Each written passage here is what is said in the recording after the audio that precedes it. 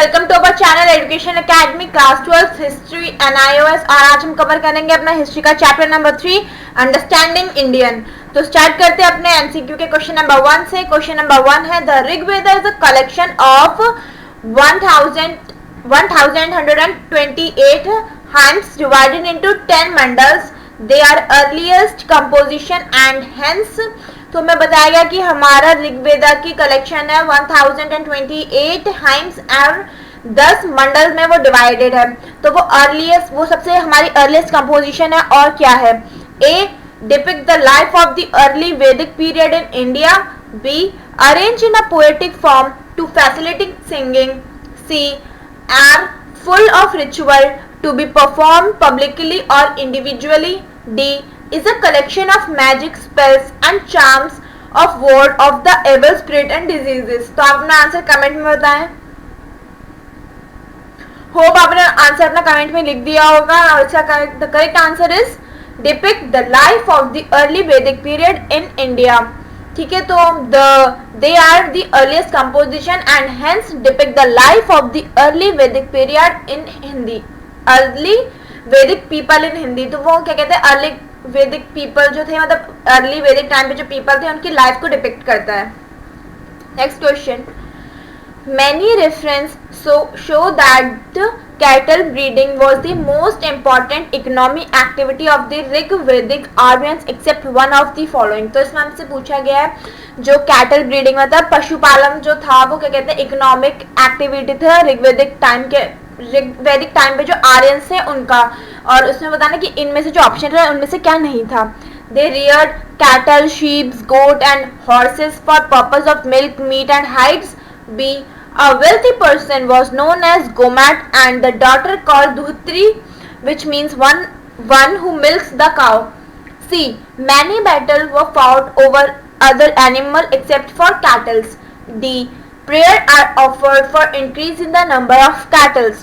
तो आपका इसका करेक्ट आंसर होगा आपका option number C, many battles were fought over other animal except for cattles. Okay, next question, the use of iron tools now help people do many things except one of the following. तो इसमें बताया गया है कि जो iron के tools थे वो अब लोगों की बहुत सी चीजों में मदद करते except one.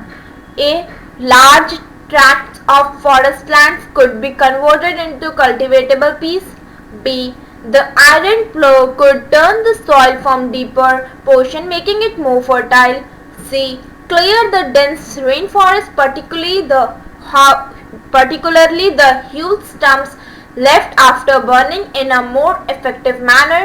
D use of iron led to decrease in the population during the later Vedic period due to the expansion of the economic based on agriculture। तो आप इसका करेक्ट आंसर कमेंट में बताएं। तो इसका करेक्ट आंसर होगा option number A, large tract of forest land could be converted into cultivatable piece. Next question, the Rigvedic society was simple and largely an egalitarian society and had following feature except one. तो इसमें हमसे पूछा गया कि कहते हैं जो ऋग्वेदिक society थी वो एकदम सिंपल और लार्जली एग्लिटेरियन सोसाइटी थी। और मतलब उसके बाद सारे फीचर्स से जो ऑप्शंस में दिए गए वो सारे फीचर्स थे एक्सेप्ट वन। तो हमें बताना वो एक्सेप्ट वन कौन सा है। There was no caste division. B occupation was not based on birth. C member of family could adopt different occupations. D Varna or color did not form the basis of initial differentials between the Vedic and non-Vedic period। आप इसका correct answer बताएं। तो इसका correct answer होगा आपका option number D, Varnas or color did not form the basic of initial differentiation between the Vedic and non-Vedic people। Next question, question number 5. The most important change of the Vedic age was the rise and growth of social differentiate in the form of Varna system. The four Varna which made one of the following caste very powerful was, तो हमसे पूछा गया the most important change of the Vedic age। वैदिक as का जो सबसे important change था was the rise and growth of social differentiate, मतलब सामाजिक तौर पे भिन्नता सबसे इंपॉर्टेंट चेंज था। उसमें वर्ना सिस्टम थे और 4 वर्ना थे। तो उसमें सबसे टॉप कास्ट कौन सी थी?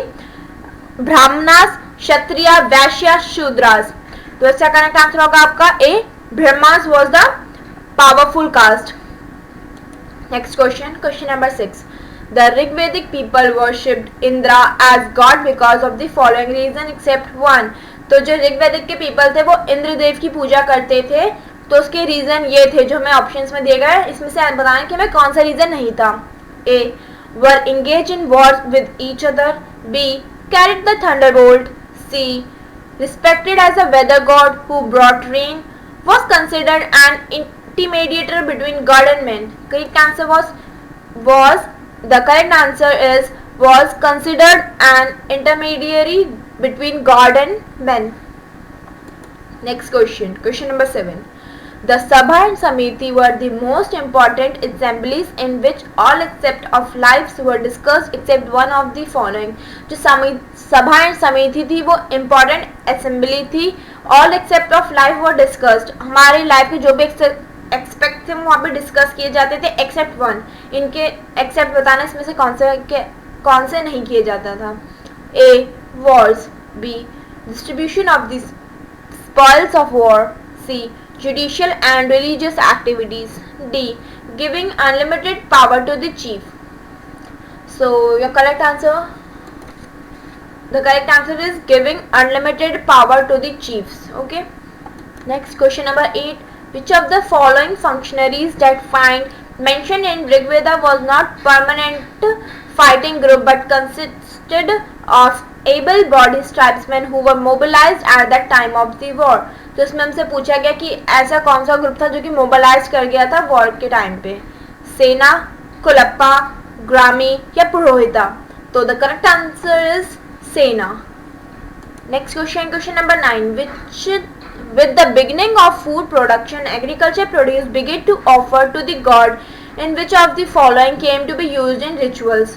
तो इसमें हमें पूछा गया जो हम प्रोडक्शन एग्रीकल्चर मतलब खेती करते थे उसमें फूड के अलावा भी ना हम एक चीज़ उगाते थे जो कि हम यूज़ करते थे गॉड को देने के लिए. तो कौन सी चीज़ थी वो? पल्स थी, वीट, तिल और राइस. तो द करेक्ट आंसर इज तिल, सी.